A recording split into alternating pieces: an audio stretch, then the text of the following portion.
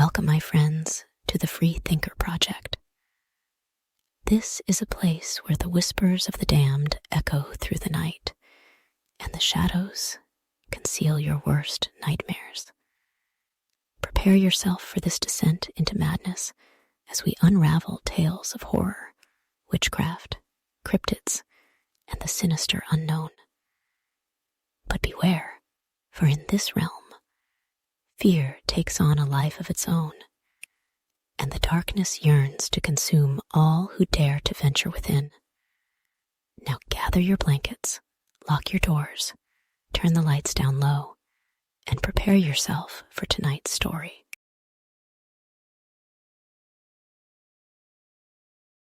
Michael watched with equal parts anxiety as well as curiosity while Stouffville stalked among the degraded and worn-out gravestones in the valley below.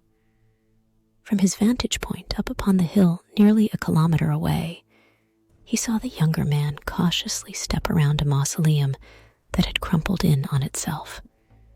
As far back as he had known, that particular mausoleum had been in disarray, although he had never actually gone up close to see it in person. His mother had always warned him about going to the Coldwater Cemetery, especially at night. But that only made Michael curious about the nearly forgotten field. It lay a good 20 minutes out of town and had not been used to enter anyone from the village in several decades, and barely anyone even spoke of it, except in hushed whispers. When they had redone the local road that wound its way north out of the village, they had purposefully gave the cemetery a wide berth and avoided it. All of this made Michael wonder what was so special about the land in the valley. Not curious enough, of course, to actually venture forth into the cemetery himself, but nothing was stopping him from finding a gullible fool like Stouffville, someone he could ply with a little bit of drink and just the right amount of negging. It really didn't take much, just the promise of a 50-pound note if the fool would steal a flower from the only intact gravestone in the entire cemetery, the one conveniently located in the very center of the whole cemetery. Even now, Stouffville was making his way towards the spot. His movements were awkward as he snaked his way through the overgrown grass and piles of debris that dotted the cemetery. A thin fog obscured the man's feet as he practically tiptoed his way to the grave. With measured steps, he drew closer to his prize. Michael couldn't help but notice that the fog didn't roll over the grave in question. Somehow, it was spared the enveloping mist, allowing the large white flowers that grew from the soil in front of the stone to be illuminated by the half-moon high in the sky. The light of 1,000 stars sparkled overhead, while the moon, brightest of them all, made the scene unfolding out below as clear as day to see as if it were happening under the midday sun. A gentle breeze blew down into the valley, stirring the mist. From where he was, the fog almost looked like the surface of a lake, and the wind made a wake as it snaked its way through the gravestones. The point of the V made by the wind appeared to move in the direction of Stouffville, like it was being drawn to him. However, as the wind passed over him, nothing occurred, except even from where he was. He could see the foolish man shiver, but he didn't break his stride. With bated breath, Michael waited while Stouffville arrived at the grave in question. Being that he had never actually been in the graveyard himself, he did not know what was written on it, and wanted more than even the flower to know what name was listed on it. Nervously, Stouffville looked around, scanning the scene all around him for any signs of something. Anything, really. And when he saw nothing, He bent over and reached for one of the flowers. His hand slowly lowered until he plucked one of them, and with a jerking reaction, tore it free from the soil. The second that its stem was severed, the fog around him washed away in a rush. The ripples of air that moved out from the grave looked similar to the ripples in a pond, created when a stone is dropped into it. Michael could see the fog being pushed away, leaving Stouffville standing with the flower in his hand, uncertain of what to do next. Suddenly, his head snapped towards the gravestone, and he slowly began to back away, never taking his eyes off the stone. Michael couldn't see what he was looking at, but he could practically feel the shift in the man's demeanor. While he had looked worried and nervous before, he was now clearly terrified and was only moving reflexively. A flicker of eerie light around the dirt in front of the gravestone drew Michael's attention to where Stouffville was looking, and he was greeted with the sight of the face of a woman as she slowly rose from the soil. No, it wasn't that she was climbing her way out, as floating through the soil and up into the night air. Michael could tell that she was quite beautiful, even though she was also quite clearly a ghost. Her features were faintly translucent, and her dress and hair shifted as if they were being moved by a wind that wasn't actually physical, almost as if she were submerged underwater and the current was blowing them around. Her gentle gaze looked around the graveyard until she noticed Stouffville, and instantly she locked her eyes onto his. The silly man stood dumbstruck as the ethereal woman rose up until her full body was free from the ground. Her alabaster skin shone with a soft, bluish-white glow that made her appear even brighter than the moon. The white dress that draped and clung tightly to her ghostly frame made the curves of her womanhood quite alluring. Slowly, the woman stretched out her hand towards the frightened man, her fingers uncurling as she laid the palm of her left hand before Stouffville. Uncertain what was expected of him, the foolish man began shaking his head back and forth slowly as he took careful, if somewhat hurried steps backwards, never removing his eyes from her. With each step he took away, her expression changed from one of gentle happiness to one of scorn and anger. Michael could tell that the woman felt rejected and did not approve. Her expression grew more and more irritated at the man's retreat away from her. He, of course, couldn't hear him, but Michael knew that the man was uttering something barely audible, even to himself, as he backed away. The look of terror on his face was quite obvious, but it paled in comparison to the shock and fear that enveloped him as he clumsily stepped backwards and caught the heel of his boot on a large piece of fallen gravestone. The chunk was large enough to make his backpedaling falter, and he fell backwards into the mist and landed hard on his backside. The minute that he was horizontal, the apparition finally made a move towards him. Until then, she had been hovering in midair above her own grave with her hand outstretched towards Stouffville. Now, with him lying on the ground, she moved towards him, her feet dangling above the ground as she inched towards the fallen man. How she was moving was a mystery to Michael, but he watched, unable to offer any assistance or aid to the Stouffville, for fear that doing so would reveal his location, and he did not want the strange woman's attention. Slowly, the apparition drifted closer until she was only a few feet away, when suddenly her angelic features contorted in a grisly aberration. Her face lengthened and drew taut over bones that bended and warped at unnatural angles, making her jaw appear unhinged as if she were a snake opening it wide to strike out Stouffville. Michael couldn't see the ghost's face as he was behind her, but he could see her mouth stretching.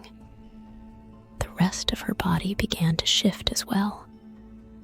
The once alluring gown that draped from her body was now torn rags that revealed a body unnaturally bone-thin and covered in lacerations that had turned to scars, who knows how long ago. Her fingers became unnaturally long with nails that looked more like the talons of a bird of prey than the fingernails of a woman. Michael hadn't noticed how eerily quiet the world had gotten as he watched the spirit move closer to the foolish man below.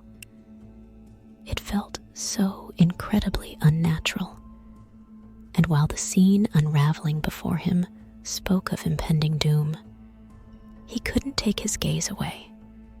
He felt transfixed by the sight, almost as if he were hypnotized.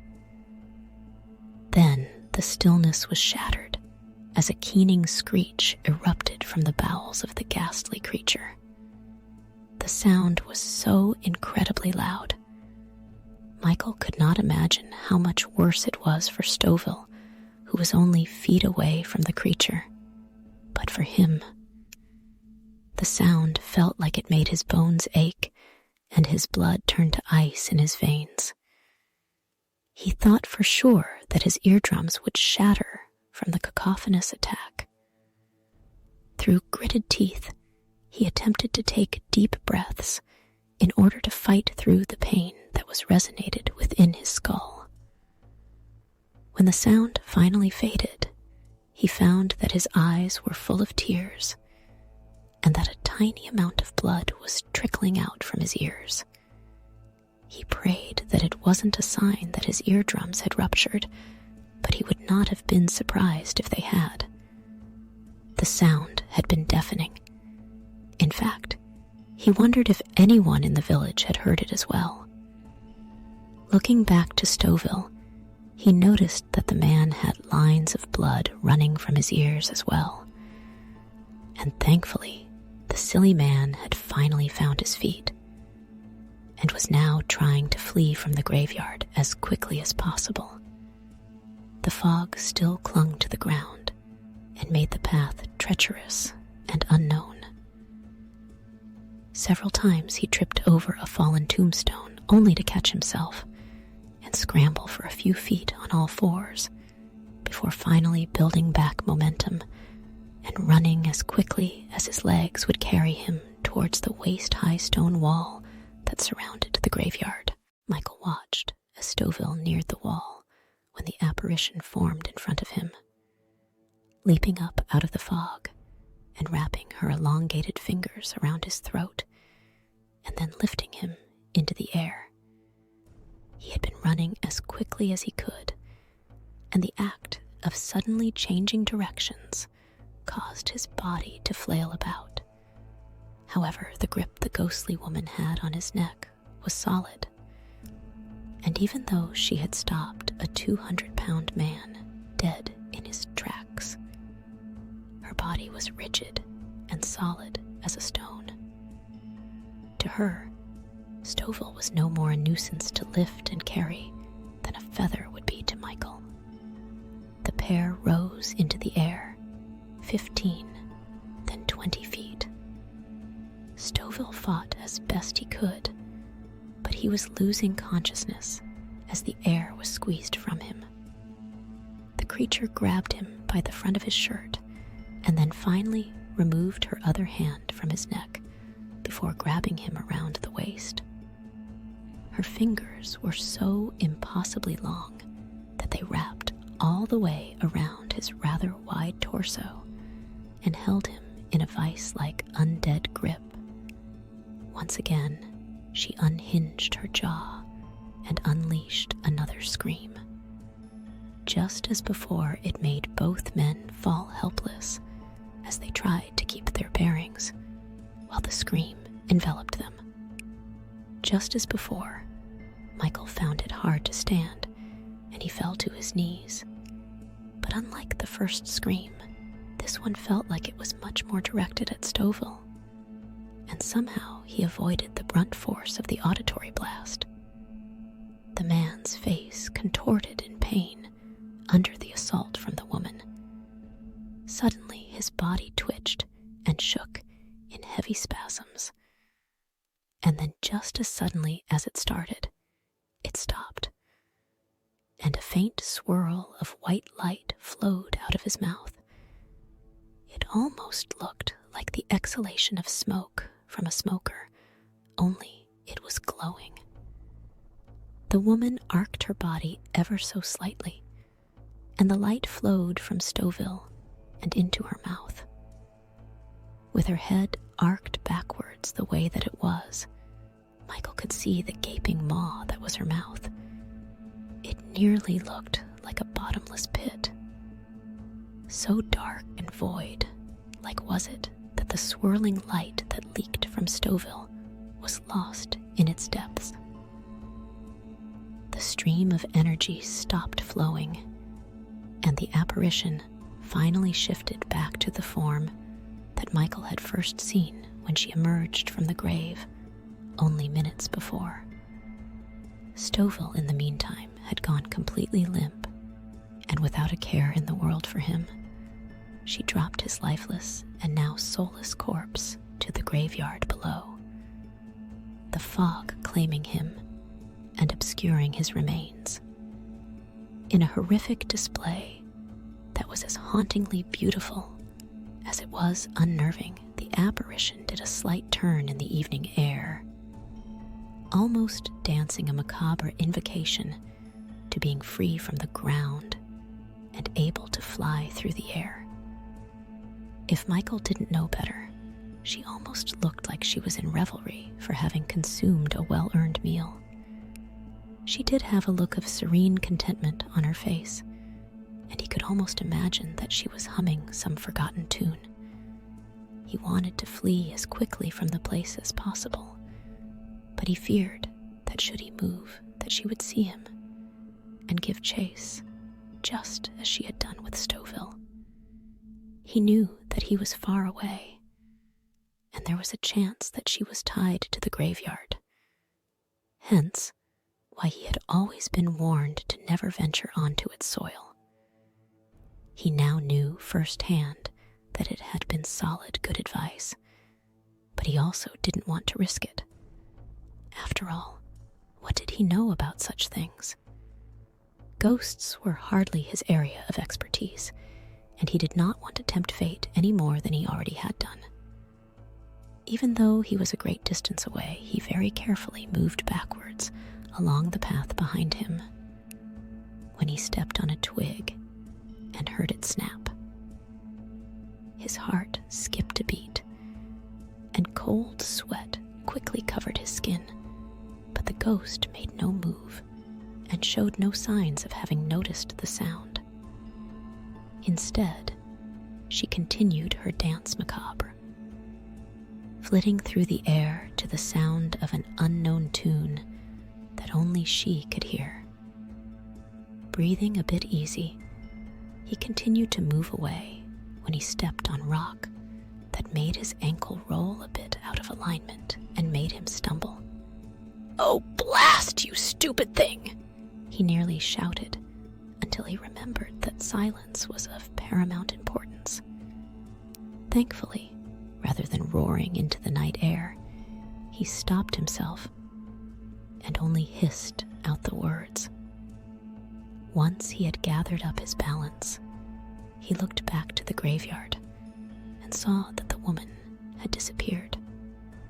He knew that it was possible that she had returned to her grave, perhaps because she had fed off of Stouffville, but Michael was unwilling to take that risk. He no longer cared about being silent and just ran as quickly down the path that would lead him back to town. Stealth was no longer the name of the game, and he needed to put as distance between him and that graveyard as possible. He knew, of course, that there would be unpleasant questions from many people in town. After all, he had been seen leaving the tavern with Stoville earlier, and no doubt that people would remember that and begin to question the young man's whereabouts. It was only a matter of time before someone stumbled across his body, and then he would be in a world of trouble. After all, no one would believe him when he told them that a ghostly woman had risen from a grave and killed him. No, he had no doubt that they would think that he had killed him in a drunken stupor. It didn't matter that he was innocent, or that, as far-fetched as the story was, that it was the honest truth. The only thing that would matter was that Stoville was dead, and that he was the last living soul to be seen with him. He could just hear his mother screaming at him for ignoring all her warnings. Although he had listened and hadn't ventured into graveyard himself. Granted, he had convinced someone else to go, and that had led to the man's death. If anything, it would probably not be a bad idea to head to the town priest and tell him what happened. There was a chance that he would believe him and take pity on him. Maybe if the priest confirmed what had actually happened, that he would be in the clear. Sure, people would still not trust him, but that wasn't as bad as facing the hangman's noose on account of being wrongfully blamed for killing another man. Let them think that he was a coward if they really wanted to. It made no difference to him, really. Lost in thought, he almost didn't notice the complete lack of sounds coming from the countryside around him. Stopping suddenly, he tried to listen to the land. He knew that he should be hearing crickets at the very least, but nothing could be heard. Fearing that he had gone deaf, he snapped his fingers and was overly excited to hear rough sound of his calloused hands making a series of snapping sounds. That was good. The scream from that creature hadn't robbed him of his hearing at the very least. But the lack of sounds in the countryside only made him feel even more uneasy. He quickened his pace and turned down the old goat path that would lead him to the north end of town where he lived. He would need to walk past McCreary's farm and a few patches of small forests that had been left when most of the land that surrounded the town had been converted to farmland.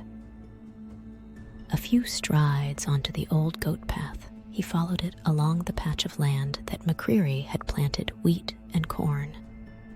Both were rather tall and were near to needing to be harvested. A short ways away from the start of the path, it curved out and around a natural well that the locals used to water their livestock. Looking over at it as he passed it, Michael froze in his steps. A thick fog had settled onto the water's surface and was pouring out over the ground around it. The thick mist was pouring out of the drinking hole. Nothing about it felt natural. Michael stared at the scene and wanted an explanation that didn't mean that he was about to have a visit from the very creature he had seen moments before. He had no idea how that could be the case, but the feeling of impending doom was just far too overwhelming to ignore. His stomach felt like it was tied in knots. Intense uneasiness overwhelmed him as he looked around, expecting the spectral form of the woman to emerge from the pond. The idea of her parting the mist and flowing out of the still water sent shivers down his spine when his attention was snapped towards the field beyond the water. As the sounds of a screaming woman could be heard, he knew that it was a trap of some kind, but he could hear clear as day the sounds of a woman begging for help. It sounded quite clearly like a woman that was in great pain and in need of his aid. Deep down, he knew that it was bait, and he was not remotely in the mood to fall for it. Turning quickly, he walked briskly away from the pond and along the trail. Although the sounds of the woman calling out to him felt like it was following alongside him out in the field. "Please, I need help. Please, I think my leg is broken." He tried to ignore her. It felt that it was his best option, but he was finding it hard to do so. He wanted to scream at her and to tell her to stop. "Please, oh, in God's name, please help me." What kind of a man won't help a woman in need? He found anger rising up within him, and he knew that he needed to keep it in check. "Why won't you help me? Are you even a man at all? What kind of disgusting loser won't help a woman who is in need? Oh, will you shut up? Leave me alone." The second the words left his lips, he knew that they had been a mistake. "Please, just let me be." The words slipped through his lips in a nearly silent whisper, but he heard a growl among the wheat in front of him. It unmistakably belonged to a wild animal and felt feral and dangerous. "I can't let you be. You heard my call and you have something I want. Something I need." The growling drew closer, despite the wheat in front of him not shifting at all. Somehow, the creature was moving through the crop without rustling the wheat, and that somehow felt even more unnerving. "I didn't hear anything. Please just leave me alone. I didn't even set foot in the graveyard. Surely you can just let me go." The low chuckling that responded sounded gravelly and menacing. There was a great deal of threat behind it. "Oh, you only needed to hear my song to catch my attention." The sound of footsteps quickly approaching him from behind made him turn around on his heels so quickly that he lost his balance and almost fell onto his backside. His heart was pounding, but he felt a quick, uneasy relief when he saw that no one was there.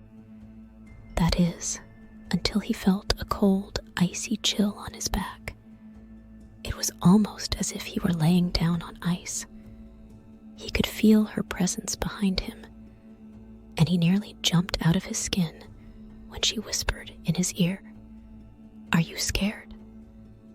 Without thinking, he began to run as quickly as he could down the path, desperate to reach the church before the specter managed to attack and do to him what it had done to Stouffville.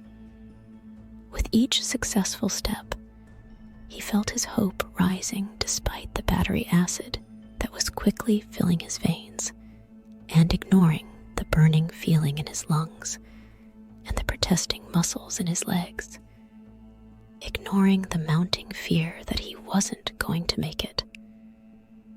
He pressed on and fought against his own body's protests as he tried with all his might to reach his destination. He knew that it was within reach, and as he ran down the path, he could see it in the distance that a single light was on inside. Hope filled him as he saw it as his salvation. The priest was still awake at this ungodly hour and would no doubt know what to do to protect him.